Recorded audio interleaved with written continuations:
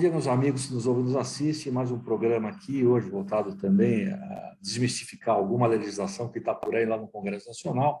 E vamos tocar num tema muito importante, né? Em função do momento que nós passamos, da pandemia, os setores mais atingidos, não tenha dúvida nenhuma, foi o setor de turismo e eventos. Então, por conta disso, estamos trazendo hoje dois grandes especialistas aqui, dois grandes advogados, o Dr. Fábio Monteiro, a doutora Raquel Corazza, que vão tratar de um tema importante chamado PERSE, né, que é Programa Emergencial de Retomada do Setor de Eventos. Então, agradeço aqui a oportunidade de estar com vocês, aqui nesse bate-papo, a gente falar um pouquinho desse programa de incentivo, né, um setor tão importante que mexe com os negócios, mexe com o empreendedorismo brasileiro, e a gente precisa ter isso, dessa visão que isso precisa ser realmente ajudado, porque até outro dia estava tudo fechado, né?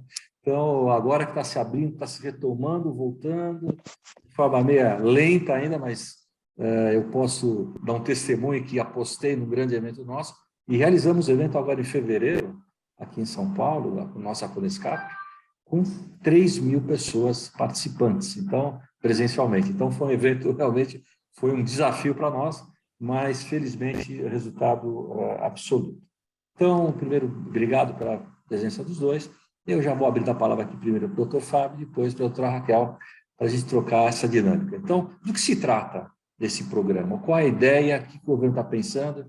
E como é que está isso? Como é que está sendo implementado isso? Por favor. Bom dia a todos. Bom dia, Sérgio. Bom dia, Raquel. Prazer estar aqui falando com os amigos da FENACOM. Bom, o PERSE, ele é uma iniciativa do Poder Legislativo, né, uma lei, foi um projeto de lei de autoria do deputado Felipe Carreiras, de Pernambuco, porque ele trazia o seguinte contexto. O governo tinha feito medidas transversais, medidas para toda a economia até aquele momento. Auxílio emergencial, questões para o Simples, questões como o PRONAMP, mas alguns setores especialmente prejudicados pela pandemia, como o setor de eventos, não tinham um reequilíbrio da sua situação. E o PERSE foi aprovado com amplíssima maioria na Câmara e no Senado, e o projeto, como aprovado no Congresso Nacional, ele tinha basicamente 6 eixos. O primeiro era um plano de renegociação de débitos tributários e não tributários, com vantagens bastante interessantes. O segundo era a redução de impostos, a alíquota zero de 4 tributos federais, PIS/PASEP, COFINS, CSLL, Imposto de Renda da Pessoa Jurídica, por 60 meses para as empresas que exercem essas atividades ali arroladas. Terceiro, uma indenização. As empresas que tiveram uma redução de faturamento entre 2019 e 2020 acima de 30%, podem ser indenizadas na proporção da folha de pagamentos, ou seja, da quantidade de empregos que elas mantiveram durante o auge da crise. Isso limitado a um valor global de 2,5 bilhão de reais. Um subprograma dentro do PRONAMP e um acesso a um programa de garantia para setores críticos, para crédito no setor privado, além da prorrogação da validade de algumas certidões negativas. De tudo isso, 5 dispositivos foram vetados pela Presidência da República, e o PERSE ficou conhecido como um programa de renegociação tributária. Esse programa vem desde julho de 2021, está aberto até o próximo dia 29 de abril. Mas o Congresso não se satisfez com essa medida, até porque ela só valia para quem tinha débito tributário.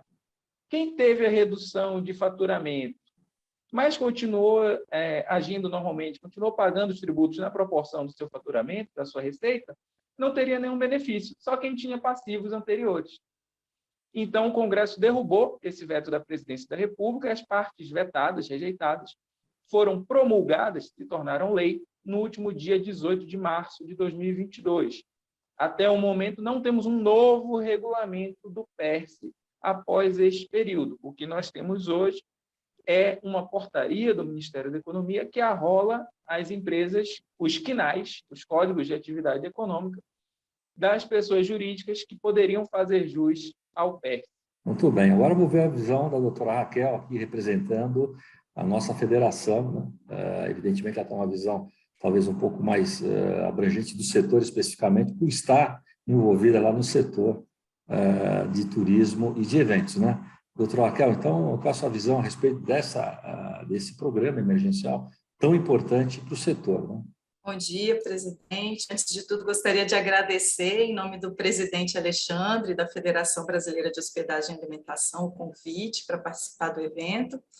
E o que eu posso falar é que o PERSE, né, esse programa, ele é de fundamental importância para a área do setor de turismo, em especial, né, a nossa categoria de hospedagem e alimentação dentro do setor turístico. Nós sabemos que, na verdade, esse é um setor que agora que está realmente retomando, né? Agora, de 2021 para cá, quando as pessoas já estavam se sentindo mais seguras em razão da vacina, da vacinação. A Federação de Hotéis se engajou muito dentro do Congresso Nacional, junto com outras entidades, tais como a ABRAP, para conseguir que fosse aprovado esse projeto de lei e que caíssem esses vetos mencionados pelo Dr. Fábio. Um deles, em especial, que eu trago aqui como algo essencial também para a categoria, é essa isenção que vem, na verdade, na lei como uma redução de alíquotas a 0% por 60 meses, ou seja, 5 anos, de vários impostos, né? Tais como COFINS, IRPJ, CSLL, PIS/PASEP. Agora a gente, na verdade, a lei esse veto foi promulgado, né? Caiu. E agora a gente está aguardando a regulamentação por parte do governo. Estamos insistentemente conversando com a Secretaria de Receita Federal. Soubemos também que há representantes da CNC, né, Confederação Nacional do Comércio, também com esse trabalho. E a informação que nós temos de dentro, né, do gabinete, é que isso já está com a coordenação responsável por essa matéria, por esse assunto, na Receita Federal, e que eles estão em conversa com a Casa Civil, para que resolvam, vejam como é que vão fazer, porque a gente sabe que com essa isenção o governo vai perder receita, né, por um tempo. Então, eu imagino que eles estejam procurando de onde que eles vão tirar esses valores. Agora, por outro lado, né, presidente, doutor Fábio, acredito que vocês talvez concordem comigo, a gente pode pensar que isso é um plano de médio prazo do governo, porque apesar de eles poderem perder por um tempo a receita, eles estão fortalecendo o setor de turismo e vários outros, setor de eventos, as empresas estão, a gente pode até dizer, ressuscitando muito delas, e com isso as empresas vão se fortalecer, e isso significa que, após esse período de isenção, é maior arrecadação para o governo, né? Em vez de perder, e outra, garantia de emprego. Eu acho que é realmente uma iniciativa importantíssima. Eu quero aproveitar a fala dos dois para fazer um comentário, porque a gente está no momento agora, especialmente, de um outro projeto, tem nada a ver com esse que a gente está batendo papo, que é o HELP, que é um projeto também de emergencial, mas para as micro e pequenas empresas que estão no Simples Nacional, que tem o mesmo condão, né? Na verdade, eles falam que é renúncia fiscal, então, eu acho que o problema não está nem na Receita Federal, acho que está no Ministério da Economia. Lá é que se resolve, na verdade, aonde vai se arrumar verba para poder cumprir esses projetos todos, né? A gente tem que lembrar bem lá atrás que, no caso do HELP, por exemplo, o governo foi enfático, né? O presidente falou, não, eu não posso ser favorável, eu acho o projeto bom, mas eu tenho que vetar o projeto. Ele vetou e voltou para aprovação de novo no Congresso Nacional, né?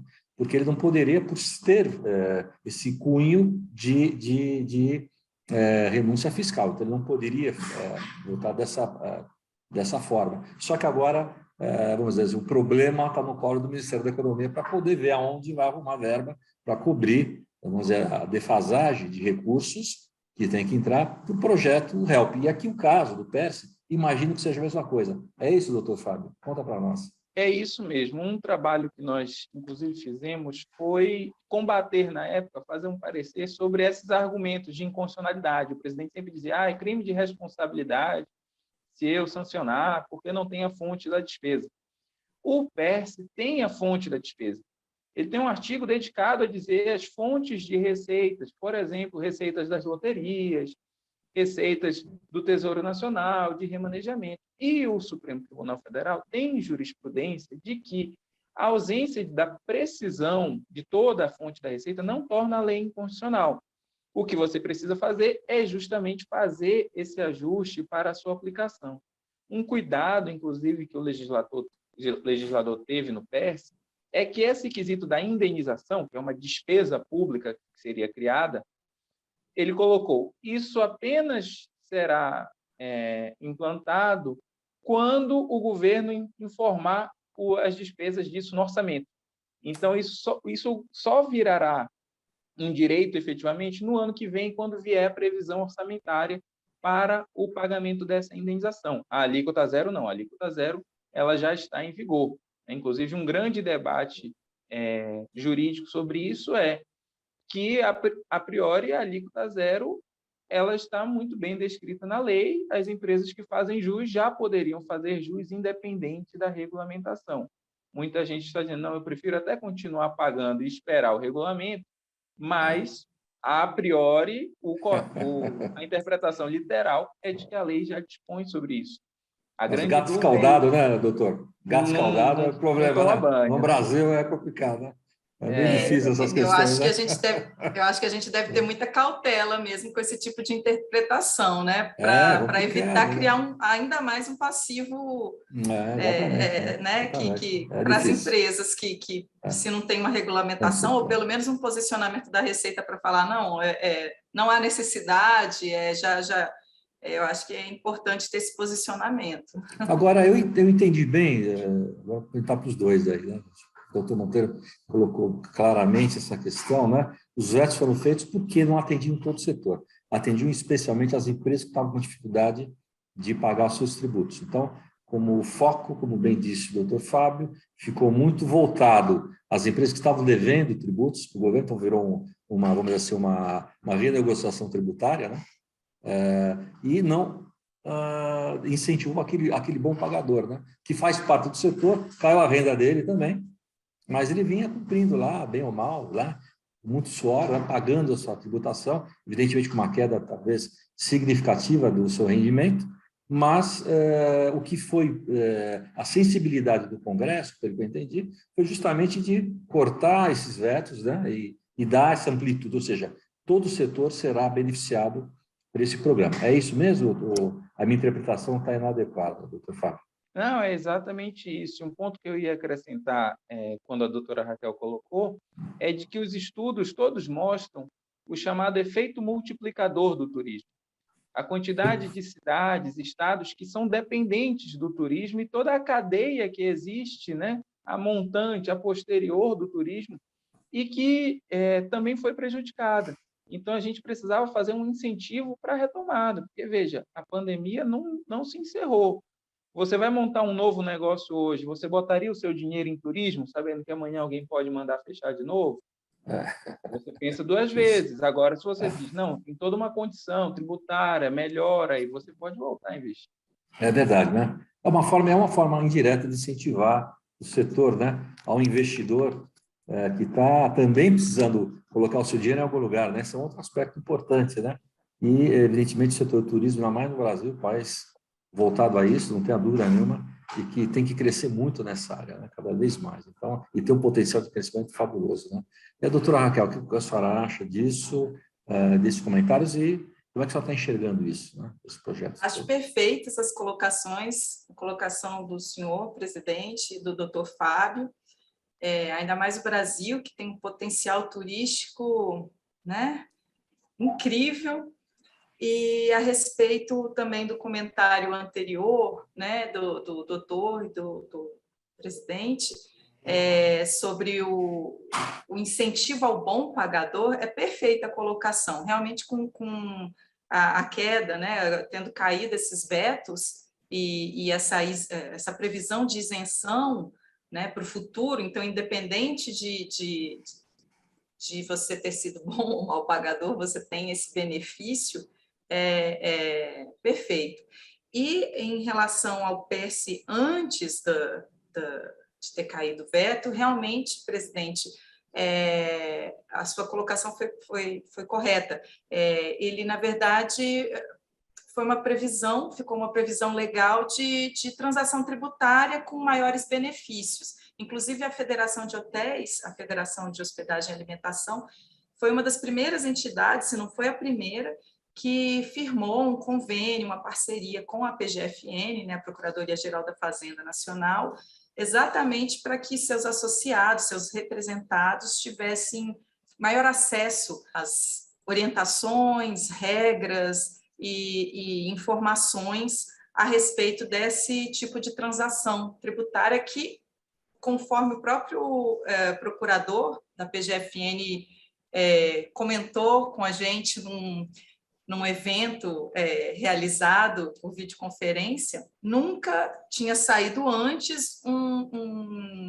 uma proposta de transação, uma proposta de renegociação com tantos benefícios ao mesmo tempo, que realmente a intenção do governo e da PGFN, ao propor isso, era de resgatar esses setores, né, de turismo, esses setores de evento que eram os mais prejudicados com a pandemia. E, doutor Fábio, quer dizer, então, é uma transação tributária, ou seja, é uma metodologia de negociação de dívida. Aí, no caso, está bem vinculado à tributação, né? Quando fala em PGFM, quando tem dívida ativa, provavelmente vou usar aquele resolve deles lá, aquela planilha deles lá, que não é simples de mexer, viu? Não sei se vocês conhecem bem aquele troço lá, é complicado. E como o prazo é 29 de abril, eu estou achando meio curto isso daí, né? Olha, está indo na mesma linha do HELP, meus amigos, né?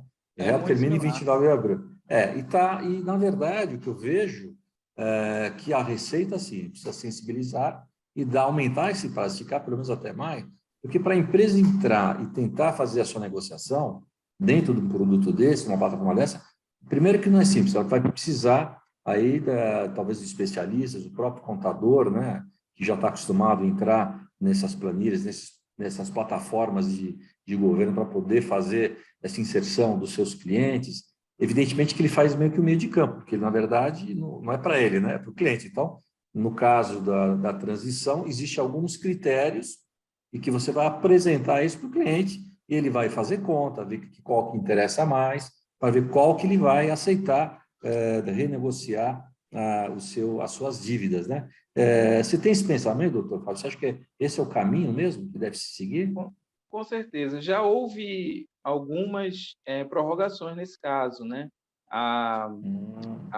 O primeiro regulamento é de junho, acho que a doutora Raquel sabe dizer até melhor, de junho ou julho do ano passado, e foi prorrogado algumas vezes. A lei exigia 4 meses, no mínimo, de prazo de acesso, então esse requisito eles já cumpriram. Mas, realmente, se você pensar, em julho do ano passado, a gente estava com as primeiras normas de reabertura. E, logo depois, a gente teve uma segunda onda em dezembro, e novos fechamentos. Então, o empreendedor ainda não tinha capacidade de fazer um novo compromisso por 120 meses, 150 meses, 145 meses, que é o prazo do PERSE. Como é que ele vai saber como vai ser o mundo em 145 meses? Como vai ser a sua empresa? Então, agora que a gente está tendo um pouco mais de clareza, que a gente passou a Ômicron e não teve novo surto, novo desespero. Então, realmente, um novo prazo agora seria de grande valia, porque agora você consegue projetar um pouco mais. Facilita, né? O sujeito vai entrar numa dívida, não sabendo se vai falir ou quebrar amanhã, né? Esse era o problema e a preocupação lá atrás, né? Que realmente existia essa insegurança absoluta, porque, na verdade, estamos jogando num terreno obscuro, escuro, né? Na verdade. Ninguém conhece direito E até hoje a gente não sabe, na verdade, se estamos tranquilos ou não, né? Ou se podemos ficar tranquilos ou não, né? Doutora Raquel, como é que é a sua visão, a visão da federação em relação a isso que a gente está comentando? Você acha que também é oportuno a gente pensar numa renovação de prazo e tudo mais? Extremamente oportuno pensar nisso. Eu concordo com tudo que o doutor Fábio e o senhor presidente falaram. Realmente, prazo teve para as empresas, né? Ela iniciou no meio do ano passado, mas é como o senhor falou, e o doutor Fábio, as empresas não tinham segurança e muitas vezes não tinham nem receita para poder se programar, não tinham noção se iam conseguir assumir aquela obrigação, né? Então, agora, eu acho que as empresas, principalmente essas do setor de turismo e eventos, que são as beneficiadas pelo PERSE, agora elas têm uma maior segurança, né? Ainda que cientes dos riscos possíveis, né? Elas têm uma maior segurança para poder negociar esse tipo de dívida. Eu acho que uma prorrogação seria extremamente oportuna. E faz sentido também, né? Isso tem muito a ver com os programas emergenciais que ocorreram no início da pandemia, em 2020, depois de 2021, uma reedição, o próprio Pronamp, né? Que mudou a característica dele, quer dizer, esticou-se muito mais, e coisas desse tipo, né, doutor Fábio? Você acha que é nessa linha que a gente está imaginando? E hoje as empresas estão conseguindo enxergar, evidentemente, com mais tranquilidade, porque, graças a Deus, o mercado começou a reagir, está voltando à normalidade, isso é muito importante. E a gente está vendo que essa ânsia de consumir as coisas, né? Inclusive a questão de eventos, aí, hotéis, turismo e tudo mais, né? Como é que o doutor Fábio enxerga isso também? Acho que esse é o caminho.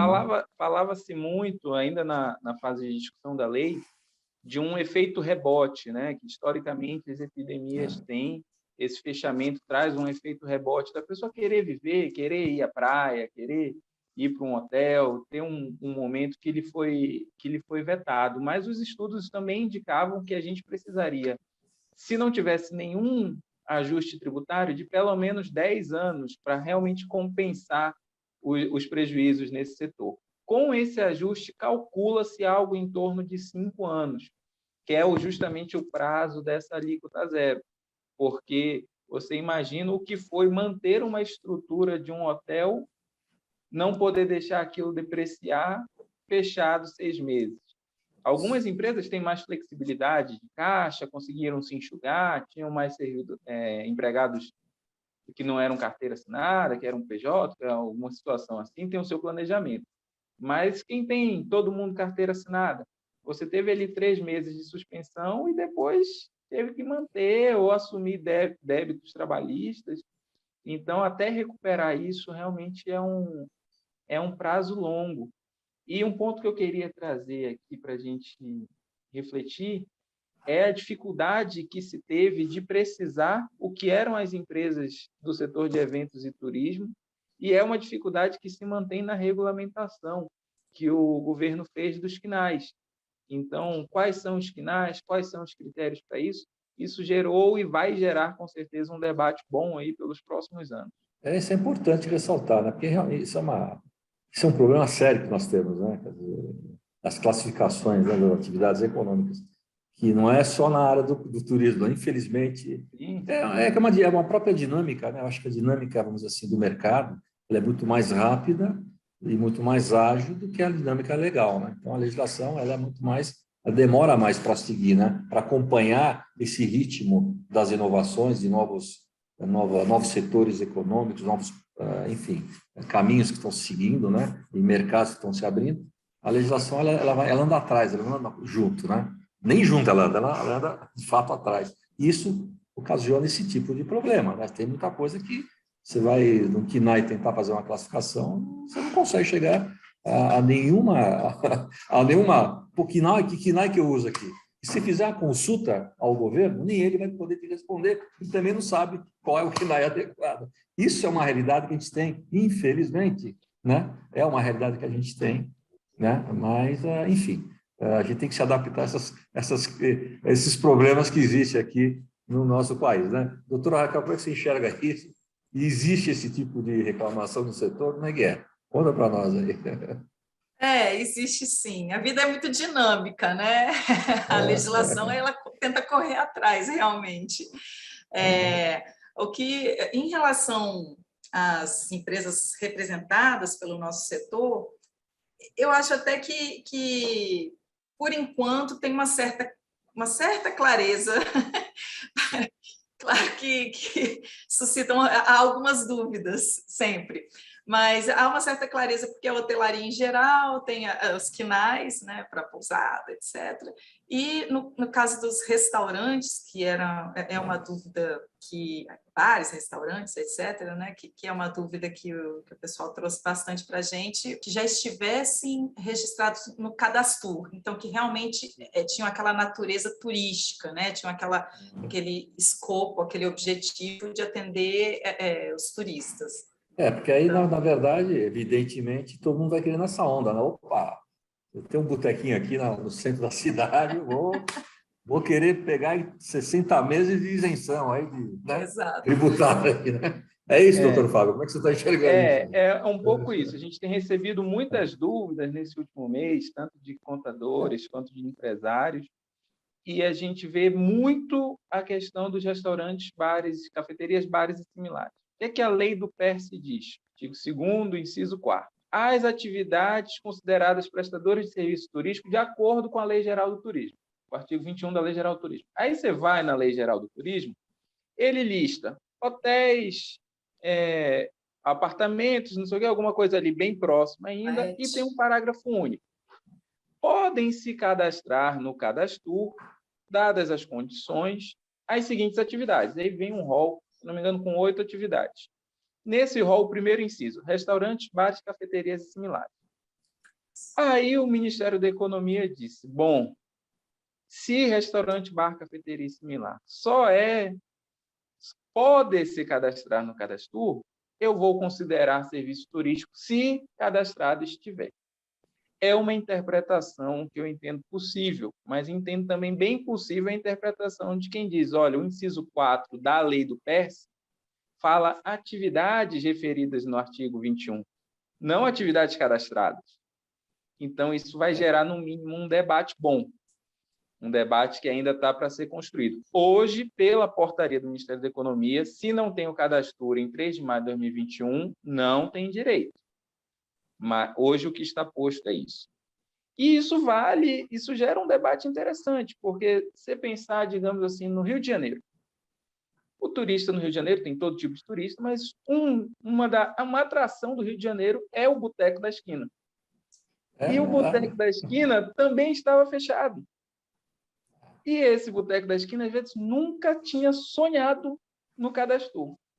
E aí o vizinho dele em frente, que tinha ouvido falar, se cadastrou. Isso aí. E vai passar 5 anos sem pagar o tributo. Então, esse é o nível do debate que a gente está hoje. É um debate... Que loucura. E tem uma outra coisa que é muito interessante. Tem 2 anexos na portaria, o anexo 1 e o anexo 2. O anexo 2 precisa do cadastro, o anexo 1 não precisa. Exatamente. E se você ler as atividades do anexo 1, a gente teve um outro debate, que era o setor de eventos. O setor de eventos é gigantesco. E, para você fazer um evento, você precisa de um monte de serviço distinto. Você precisa, por exemplo, de segurança. Você tem que contratar uma terceirizada de segurança, de bombeiro civil, toda vez que você faz isso. Então, a empresa de segurança está lá no anexo 1 e não precisa do cadastro. O bar... E a empresa de segurança eu acho justo, tá? Não estou comprando isso, porque ela realmente perdeu, porque ela realmente não fez evento. Mas o bar precisa do cadastro. Então, isso vai gerar um sentimento no empresário que vai ser difícil de explicar, ainda que a gente entenda a lógica legal que levou o Ministério da Economia a essa conclusão. É que o Brasil é um país continente, né, gigantesco, né, com uma diversidade de pensamentos e de situações regionais, inclusive, diferentes, né? Então, vocês colocaram, acho que a colocação aqui está clara, perfeita, está todo mundo entendendo qual é o problema. Mas é uma realidade, né? O cara vai se sentir injustiçado. Não é como? Eu tenho uma empresa de estacionamento que tem um sujeito lá, fica na porta dos restaurantes lá, pegando, cadastrando a turma lá, o carro. Eu assumo essa responsabilidade, né, de levar o veículo, guardar em tal lugar, deixar na rua mesmo, mas eu estou olhando lá, né? Enfim, alguns assumem, outros nem tanto, né? Mas, de qualquer maneira, assumimos esse tipo de situação, né? E não vou entrar nessa onda aí. Eu faço parte da cadeia produtiva do setor, né, de turismo, né? Estou atendendo também o conforto das pessoas que vão lá, também. Enfim, a gente entende. É uma dificuldade grande e é um grande desafio, né? O outro problema grave que nós temos hoje, os advogados, em regra, entendem que, da forma como está, as empresas do Simples não vão fazer jus. Vocês sabem, o artigo 24 da Lei do Simples, da Lei Complementar, diz que a empresa optante do Simples não pode fazer jus a nenhum outro benefício fiscal, entre eles estará a alíquota zero. A gente teve um debate grande sobre isso no PIS/COFINS, alíquota zero, monofásico, etc. O Supremo decidiu que empresas do Simples podiam ser excluídas desse benefício, porque essa exclusão estava expressa na lei, tanto na lei do PIS como do COFINS. Agora, não está na lei do PERSE a exclusão, a lei não excluiu, mas vai haver um outro debate, uma das matérias da regulamentação, se as empresas optantes do Simples farão ou não jus. Justo. E tem detalhe, né? Interessante, que a empresa do Simples, em geral, está nesse programa Help também. Também se fala nessas questões de renúncia fiscal, porque ele é realmente um financiamento incentivado, né? Como é o caso do PERSE. Então, na verdade, ele poderia fazer os dois, sendo do setor de turismo, interrogação, né? Quer dizer, é um bom debate. Eu acho que isso aí vai fomentar ainda mais os tribunais, né? Na minha opinião. Vai ter muita discussão judicial com relação a essas questões. Mas, enfim, faz parte. Isso é a democracia, né? A gente pode debater isso e poder discutir os nossos direitos, né? Eu acho que faz parte, faz todo sentido. Mas, meus amigos, olha, a conversa está tão gostosa, tão boa, mas o tempo se esgotou, né? Olha que maluquice, né? Tanto que eu vou me permitir pedir depois para os senhores, a gente faz uma outra pauta para dar mais detalhes, talvez entrar mais na questão do Simples e outras questões, porque vale muito a pena a gente debater esse tema aqui, ok? E eu vou pedir uma última palavra de vocês dois aí, por favor, doutora Raquel, né? Em primeiro lugar, depois do doutor Fábio, para a gente poder dar as últimas considerações de vocês. Por favor. Só queria agradecer realmente o convite. Concordo acho que seria de grande valia a FENACOM promover outro evento, de repente até sobre o HELP, a gente citou tantas vezes esse programa, né? E é tão interessante para grande parte das empresas brasileiras. E, enfim, agradecer. E em relação à questão das empresas do Simples no PERSE, realmente existe essa discussão, doutor, e, bom, eu por enquanto, eu estou esperando para ver o que o governo vai falar. Quanto melhor para as empresas, né? Eu acho que é melhor, seria saudável para elas terem essa chance também, mas existem esses impeditivos legais. Vamos ficar na torcida e que saia logo essa regulamentação, que as empresas possam usufruir desse benefício, né, da alíquota zero e também da indenização para quem, né, esteve segurando as pontas nesses últimos anos. E é isso. Realmente é fundamental esse tipo de iniciativa por parte do governo. Acho que nosso país está precisando e a nossa área de turismo, eventos, está realmente... É uma boia de salvação. Muito obrigada. Apenas agradecer a FENACOM, a você, Sérgio, a doutora Raquel, a Federação da Indústria de Hotéis e Alimentos, é isso, né? E agradecer e dizer que estamos aqui à disposição para esses e outros debates, e com certeza isso aí é um debate que vai durar pelo menos 60 meses. Um abraço a todos. É isso aí, meus amigos. Olha, foi um bate-papo muito gostoso. Adorei bater esse papo com esses dois grandes especialistas aqui, dois doutores que o doutor Fábio já o conhecia, já respeito o trabalho dele de longa data, agora a doutora Raquel, que eu estou conhecendo, vou falar para o Alexandre, que eu gostei muito de estar com você aqui no nosso debate, muito gostoso. E é isso, na verdade, isso é o Brasil, né? Falamos do HELP, eu estou falando muito do HELP porque estão me cobrando muito a questão do HELP, que vem essa semana que vem, e a gente está aí tentando se mexer, mas é a questão da regulamentação, né? Precisamos rezar para o Ministério da Economia resolver logo essa situação para a gente poder tocar em frente essa história. Então, ok, meus amigos, obrigado a todos. Esse fim de semana é Páscoa, então boa Páscoa a todos vocês, as suas famílias. Forte abraço a todos, até a semana que vem, se Deus quiser.